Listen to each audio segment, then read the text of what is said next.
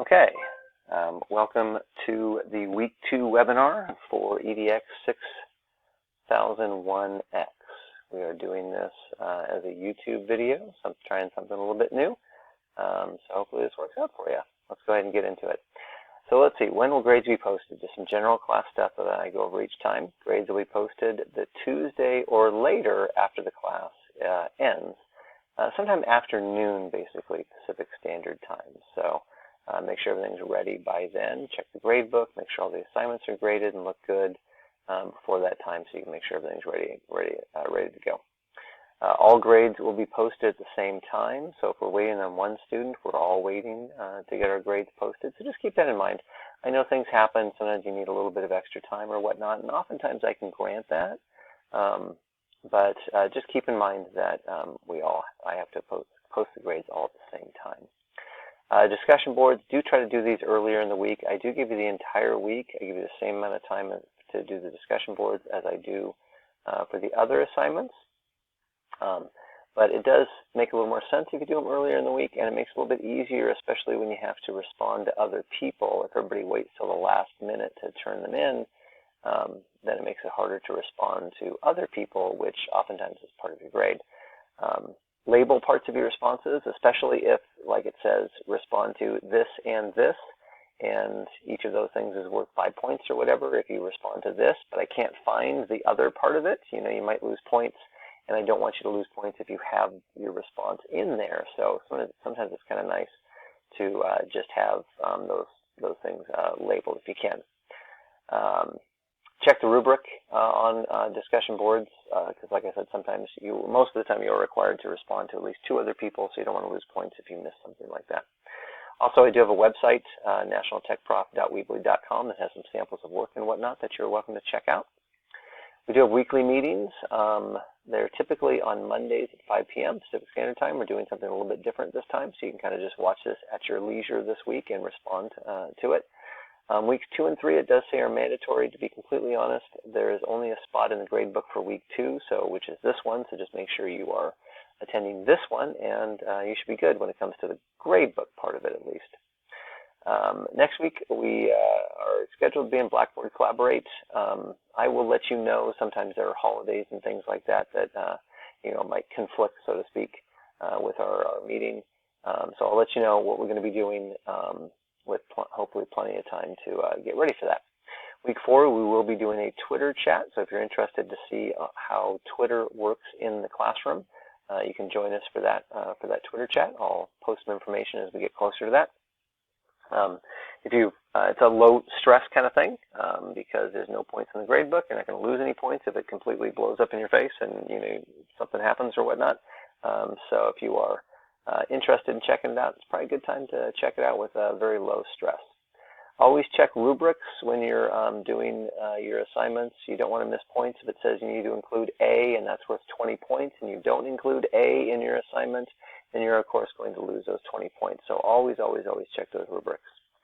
Okay, so this week, getting into our assignments for this week, we do have a discussion board. I'm going to go over that discussion board in just a little bit. And then what you can do when we go over the discussion board is you can post a comment about what we are going to discuss in the response section of YouTube here. And then you will get the points for the discussion board and for the Week 2 webinar. Great deal, huh? Okay, so our first assignment is going to be a software grant budget and a proposal. So basically what you're going to do is you're going to make a proposal to get a grant for software in your classroom. So you can see the class website for details about what needs to be included there. I'll go right here as a matter of fact, and I can show you. There is the, at least a portion of the, I think a little bit might be cut off for you. But there is the rubric, so you want to make sure you include things like the net standard that students will achieve. That's worth 10 points. You want to look at brief examples of learning activities that you would have happen with the software that you would hope to get with this grant. That's worth 30 points. So you just want to make sure you include all of those things in that. You want to use a business letter format, so you can just, I think there's an example in there too, potentially. Yep, there's an example of business letter format right there. And so just follow that business letter format. For the spreadsheet, basically what you're going to do is you're going to create a spreadsheet that shows how much the software would cost and what it would cost for this grant. If you don't know the prices of the software that you would be purchasing if you got this grant, then you can probably find a lot of prices online. Feel free to go ahead and do that. I'm not going to go in there and say, well, I found it for a different price and mark you down for that. Of course, that's not the purpose of this assignment.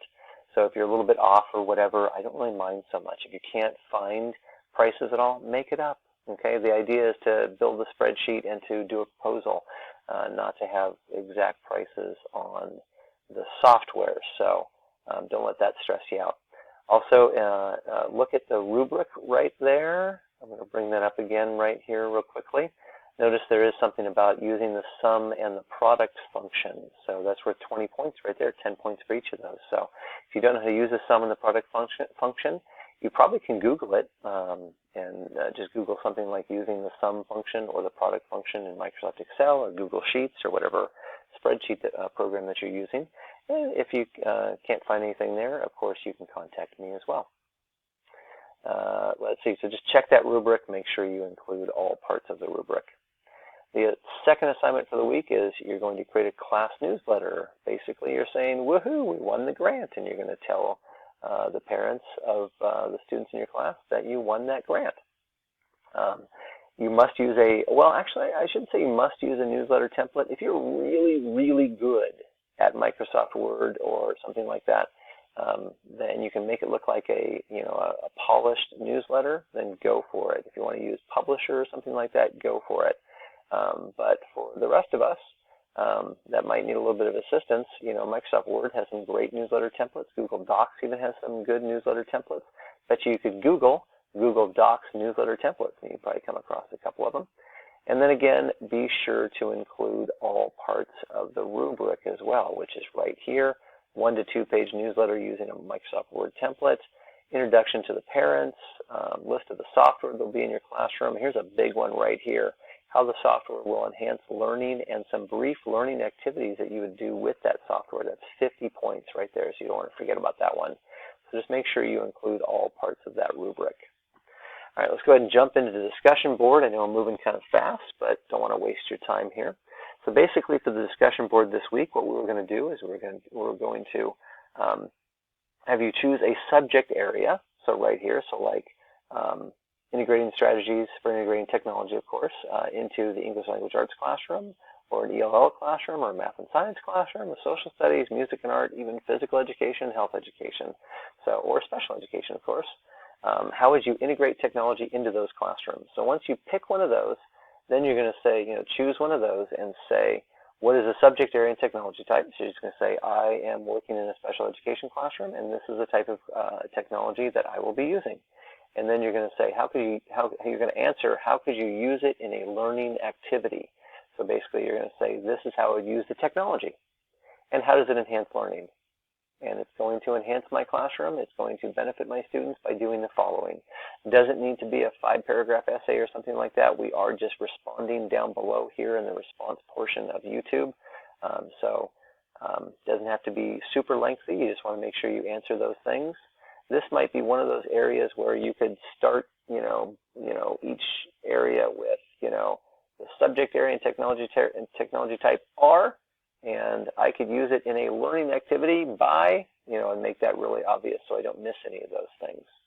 All right, so if you can go ahead and respond to that question, then you can get the points for the week 2 discussion board and the points for the week 2 webinar. Like I said, a 2 for 1, so great deal right there. That's about all we've got. Thanks for being here, guys. I'm glad that you made it. And if you could leave that response below, then I will give you points for, like I said, the webinar and the discussion board. Thanks again.